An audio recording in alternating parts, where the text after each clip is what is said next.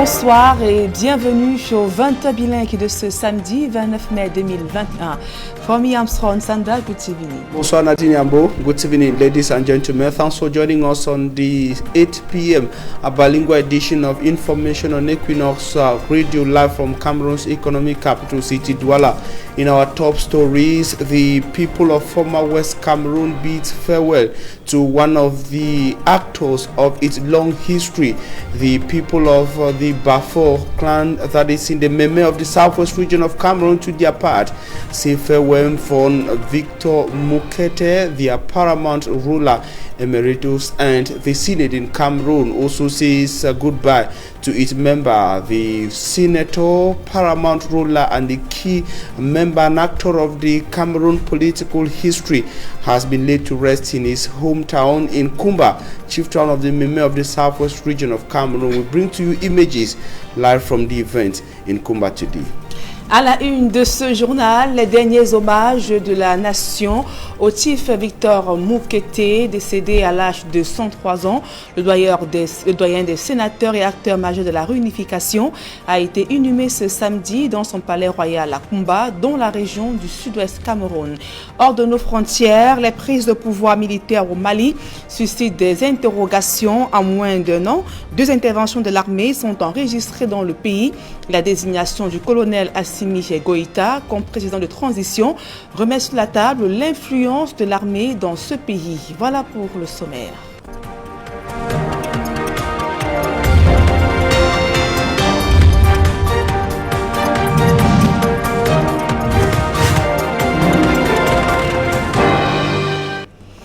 Mesdames, Messieurs, une fois encore, bonsoir et merci d'honorer ce rendez-vous de l'information sur Equinox Télévision.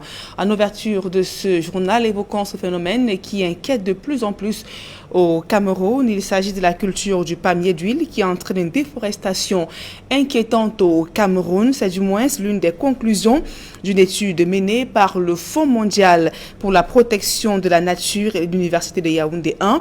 Et comment donc limiter les dégâts? Éléments de réponse dans ce reportage de Guizou. Comment concilier la production du palmier à huile avec le respect de l'environnement, dont de la forêt? Alors que la menace que cette culture fait planer sur la biodiversité est grande, une étude dénommée Oil Palm Adaptive Landscapes, OPAL, menée par le Fonds mondial de la nature, WWF, et l'Université de Yaoundé 1, s'est déroulée durant 7 ans. L'idée, c'est d'aller vers un développement qui tient compte des aspects de protection de la biodiversité et en particulier ici des aspects de préservation des zones de haute valeur de conservation et de haut stock de carbone, particulièrement pour ce qui concerne le développement du palmier à huile au Cameroun. Les constats qui sont faits relèvent un lourd impact sur la forêt. Le palmier à huile depuis 1990 est le premier moteur de la déforestation au Cameroun. Et nous avons essayé d'affiner les résultats. Sonada Maritime, Gwei et Kondotiti, les résultats sont les mêmes et on a constaté que si rien n'est fait, au bout d'une cinquantaine à une centaine d'années, la forêt aurait disparu dans ces territoires. Dès lors, il est question de suggestions aux paysans et aux agro-industries. Nous avons pensé qu'on pouvait conseiller aux paysans d'utiliser les jachères, les vieilles jachères, au lieu d'aller dans la forêt dense. Et également au niveau des agro-industries, d'éviter des extensions de superficie, mais plutôt d'essayer de voir dans la destruction de l'espace de palmier à huile, quoi faire pour conserver au maximum la forêt. À l'endroit de l'État, l'étude suggère aussi de procéder au zonage des forêts, tout en évitant de recourir à la culture du palmier à huile autour des aires protégées. Au final, l'étude insiste sur le rôle central joué par les petits producteurs qui doivent par conséquent être soutenus. Les petits paysans sont plus importants. Et ils se posent un problème aujourd'hui. Bon, ils cultivent, mais ils excellent, lui, n'est-ce pas, avec des outils artisanaux, rudimentaires, etc.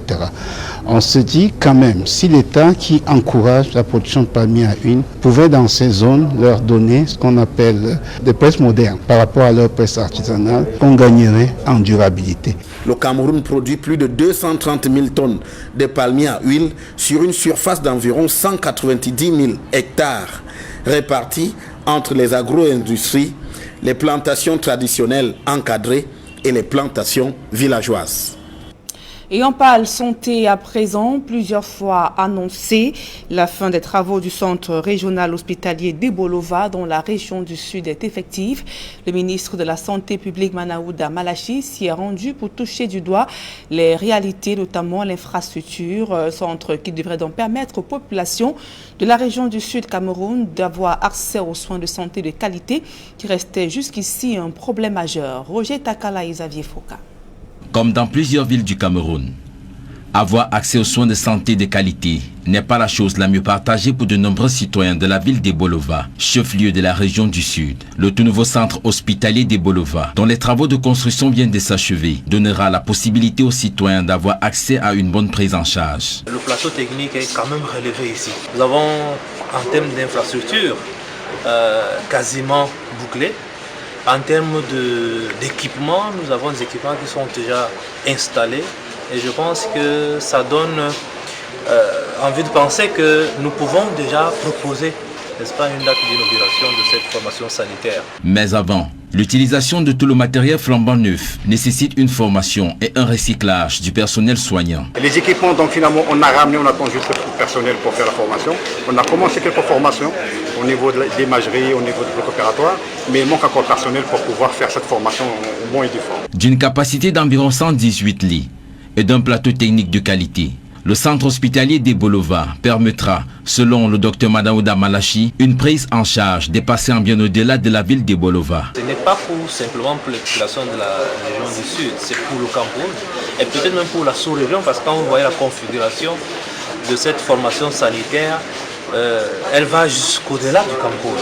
Reste plus que l'inauguration et surtout la mise en service du centre hospitalier régional de la ville d'Ebolova pour le plus grand bien des populations. Et concernant la vaccination contre la pandémie de coronavirus au Cameroun, plusieurs semaines après le lancement, le Cameroun a déjà administré 40 103 doses de vaccin Sinopharm et également 20 515 doses du vaccin AstraZeneca. Le gouvernement encourage les populations à se faire vacciner pour se mettre à l'abri de ce virus. Toute autre chose à présent, face donc aux nouvelles réformes en cours dans le secteur fiscal au Cameroun, la direction des impôts explique les différentes opérations de dématérialisation des procédures afin de pouvoir améliorer la collecte auprès des entreprises. Le reportage de Guizoko. Est-ce que je viens ici aux impôts ou alors je vais toujours aller au net? Une caravane pour édifier les contribuables, c'est l'option choisie par la Direction générale des impôts pour expliciter les réformes en cours dans le secteur fiscal au Cameroun. C'est donc une révolution copernicienne qu'annonce la Direction générale des impôts dans les procédures. C'est une réforme qui a commencé depuis 2014. Nous avons dématérialisé l'ensemble de nos procédures, que ce soit la télédéclaration et maintenant le paiement. On a commencé la télédéclaration en 2014 avec la direction des grandes entreprises. Ensuite, on est allé vers les centres des moyennes entreprises à travers le Cameroun. Nous abandonnons complètement le système manuel pour le système dématérialisé, ceci pour faciliter la vie aux contribuables. Nous voulons rendre meilleur service aux contribuables et par là améliorer la collecte des recettes. Concrètement, le contribuable se trouve partie prenante de toutes ces opérations fiscales. Le contribuable n'a plus à venir au centre des impôts pour accomplir ses obligations fiscales. À partir de son bureau, à partir de son domicile, 24 heures sur 24, un contribuable peut télédéclarer et faire son paiement. Il n'a plus besoin de venir au niveau du centre divisionnaire des impôts. Il peut également éditer son attestation de non-redevance, qui est une pièce importante pour réaliser l'ensemble des opérations économiques à partir de son domicile, à partir de son bureau, à partir de son ordinateur, à partir de son téléphone. Pour la Direction générale des impôts, cette option élimine nombre de pratiques peu recommandables. Nous améliorons la collecte des recettes simplement parce qu'il n'y a plus de contact entre les contribuables et nos personnels. Il y a des travers qui seront évités. Il y a des mauvaises pratiques que nous n'allons plus observer avec la dématérialisation des procédures. Anfou, chef-lieu du département de la Meufou à Famba, choisi pour l'implémentation de cette nouvelle donne, autant le personnel des impôts que les contribuables se sont mis à la page. C'est un très bon séminaire pour nous édifier, pour que nous sachions ce que nous devons faire dans notre carrière. Les impôts, comme il y a un grand changement, si nous avons les documents en main, nous saurons comment nous pourrons remplir notre devoir de citoyen en payant régulièrement nos impôts, en nous acquittant de nos droits. C'est peut-être enfin le mariage des raisons entre les impôts et les contribuables qui est ainsi scellé. Et je vous le disais en titre, le doyen d'âge du Sénat, Fon Victor Moukete, repose désormais pour l'éternité à Koumba, dans la région du sud-ouest Cameroun. Il a été inhumé ce samedi dans son palais royal à Bafort, en présence de plusieurs personnalités, amis et membres de sa famille et même proches et connaissances. Acteur majeur de la réunification dans les années 60, le sénateur Victor Moukete est décédé à l'âge de 103 ans le 10 avril des suites de maladies. Il a été élevé bien avant à la dignité de grand cordon de l'ordre de la valeur à titre posthume. Victor Moukete a également été célébré à travers des hommages et des témoignages d'autres qui gardent de lui ses prises de position critiques sur la gestion de la crise anglophone dans les régions du nord-ouest et du sud-est Cameroun. L'actualité hors de nos frontières à présent au Mali, Assimi Goïta, désormais nouvel homme fort du pays. Il a été désigné hier par la Cour constitutionnelle comme président de transition après avoir mené 2 coups d'État contre le pouvoir civil. Quelques jours plus tôt, il avait écarté le président Badao et le premier ministre Mokhtar Ouane. Le nouveau président de transition promet d'œuvrer pour la stabilité du Sahel, confronté à une insécurité galopante due à la prolifération des groupes djihadistes. Assimi Goïta affirme qu'il n'a aucun agenda caché contre son pays, soulignant que le seul agenda attendu par le peuple malien, c'est le retour du pouvoir aux civils au terme des élections prévues en 2022. Ce nouveau coup de force de l'armée au Mali suscite donc une vague de réaction de la communauté internationale. Le nouveau régime au Mali est d'ailleurs dans le viseur de la communauté internationale. La CEDEAO notamment organise une réunion ce dimanche à Accra au Ghana pour statuer sur la crise malienne. L'organisation n'exclut pas des sanctions. La France, les États-Unis, également engagés militairement au Sahel, ont brandi la menace de sanctions contre le Mali. À présent, la deuxième partie de ce journal en langue anglaise avec vous, Fomi Armstrong Sanda. Thanks, Nadine Yambo. Ladies and gentlemen, thanks for trusting Equinox Television on our second edition of information. We begin with our top story, the burial ceremony of Fon Victor Moukete, paramount ruler of the Bafos in the Meme division of the southwest region of Cameroon. To the Bafos of the Meme in the southwest region, he was the paramount ruler and custodian of their tradition. To the people of the northwest and southwest regions of Cameroon, former southern Cameroon and former west Cameroon, he was one of the living strategic actor of their very long political history to and from the Federal Republic of Nigeria. To Cameroonians and the Cameroonian nation, he was a senator and dean of the Senate.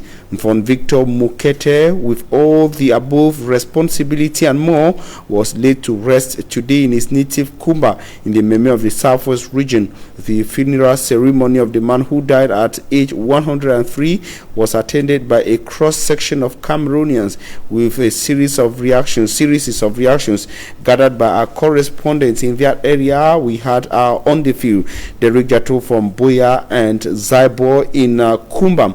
They hooked up with Tabot Lawson, who is Member of Parliament for the Kumba Urban Constituency. Tabot Lawson says they are celebrating while mourning the passing away of a man who gave everything for the growth of Kumba and Cameroon as a nation. Take a listen to Tabot Lawson in the following extract.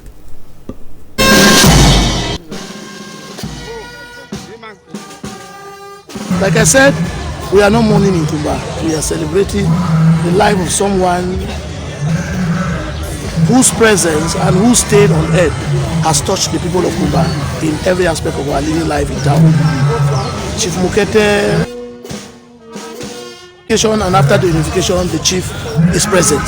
And you know, he's a man who was direct and will not hide his voice will not pretend when he wants to say something. And I must tell you that I personally grew up politically from the Muketes, and I will never forget him as a father because he opened his hands for us to come in. We worked with him in the most critical days of politics in the 90s. We worked with him, and I think that blessing took me to where I am today. And I must say that the population of Kumba is happy for the hospitality of the Bafos through him as paramount ruler. To all of us who are living in Kumba, and on behalf of the population of Kumba, the non-indigenous, that is out of the Bafos, out of the Bakundus and the Barombes, we are thankful and grateful for the open hand he gave us to live, and that we are still living quietly and friendly, feeling at home in the city of Kumba. We will miss him as a father, we will miss him as a grandfather, we will miss him as a political icon, we will miss him as a symbol of our history. And I must say, like I said, we are celebrating. You can see the crowd, you can see the people around. You know that we are actually celebrating the life of someone. And let me use this opportunity to thanking the head of state for the honor he has given to our fallen father and grandfather, because we at Kumba is honored at the presence of the dignitaries and at the for the presence of what the head of state has done for Chief Mokete from Yaoundé and right up to Kumba. We are thankful, and thankful even to the authorities of the Senate for the warm display of parliamentarship that they gave to Chief Mokete in Yaoundé and today in Kumba. We are thankful to God, and we are saying that to all our brothers and sisters who came, the good Lord that brought them will take them back. Boy and Derek Jatu in Kumba in the memory of the Southwest region. We are promising you an exclusive or detailed report on the burial ceremony of the traditional ruler, the senator and key actor in the history of Cameroon, or the political history of Cameroon, in subsequent editions of Information on Equinox Television. And now we talk something else, but stay in the Southwest region of Cameroon to talk about this controversial release from the Southwest Regional Executive President, or the Executive President of the Southwest Regional Assembly, who in the release that is going viral on social media has seized all paths to public pronouncements vis-a-vis the functioning of the institution from all other members of the institution.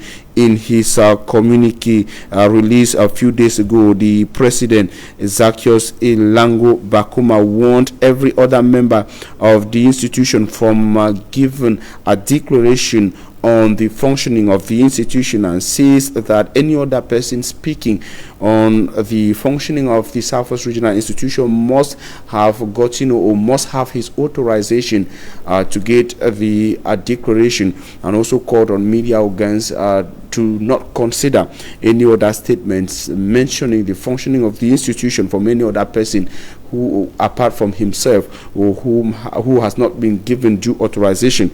The declaration so far has provoked a series of reactions from Cameroonians on mainstream and social media in Cameroon. It should be recalled that his release comes few days after one of the member who doubles as the president of the Southwest House of Chiefs indicated that they were still powerless vis-a-vis the effective transfer of powers and competencies to the institution several months after the putting in place of regional assemblies. The same worry that came from the West region of Cameroon and other regional assemblies in the country. We shall be coming back to the information subsequently. We come back to the economic capital city, Douala, to talk about the shocking discovery of the fake production of drinks in the Douala 2 subdivision, to say that Cameroonians are yet to fully recover from the shocking or the shock received following the dismantling of a network specialized in the production of fake alcoholic drinks. The illegal and dangerous network had their production unit in a dirty and unhygienic environment you see on your screens in the heart of the New Belt in the Douala 2 subdivision, precisely between the Seed Police District and the Gendarmerie District in the New Bend neighborhood of the Douala 2 subdivision behind Pharmacie de la Gare. The men of the underworld used bottles and brands of well-known alcoholic drinks, brewery companies and well-known alcoholic drinks to fill their mixture, bottled and sent into drinking spots for Cameroonians to consume. at the production unit proper. Gendarmerie officers who went to the scene also discovered concocted liquid mixed with alcoholic drinks from well-known brewery industries in Cameroon, as well as distribution and disturbing kinds of chemicals used in their illicit activity. On the scene of the incident, 4 suspects, including a lady, were arrested for questioning. In the south region of Cameroon, the population are celebrating and happy after the effective opening of the health unit. They say they expect a better medical attention, or that is a better medical condition as far as those who will be treated at the newly constructed health unit is concerned. The people, however, said that they have been waiting for the institution for a very long time after the putting in place was announced some years ago. Immaculate Fogwe tells us more in the following report. Access to quality health care services remains a major problem faced by inhabitants of Ebolowa, chief town of the South region. The newly constructed regional hospital in Ebolowa, which is yet to go operational, is expected to boost the healthcare system in the region. I cannot tell you even now when we are going to make it operational. It's the aim of the head of government. So we are going to do a proposition and wait when we are going to open it. I have a very high quality of equipment. The infrastructure is already close. I think we can make it operational in the same week. According to those in charge of equipping the hospital, measures have been put in place to ensure that those who will be using the equipment show complete mastery in handling them. We have trained some persons on how to use the different equipment. We are yet to complete the training. According to the Minister of Public Health, Dr. Manauda Malachi, the hospital will be able to treat cases in and out of Ebolowa. The population are anxiously waiting for the hospital to go operational. The people say they're happy that the structure is in place, but are expecting that measures be put in place for the quick takeover or kickstart of activities at the health unit so they can be able to get their health problems resolved. That report brings us to the end of this edition of the Bilingual Newscast on Equinox Television. We thank you for your keen attention. Stay in the company of programs on Equinox. Nadine Yambo, have a nice evening. Merci Fomi Armstrong Sanda. Fin de ce journal. Mesdames et messieurs, merci pour votre aimable attention et passez d'agréables moments en compagnie de nos programmes qui se poursuivent.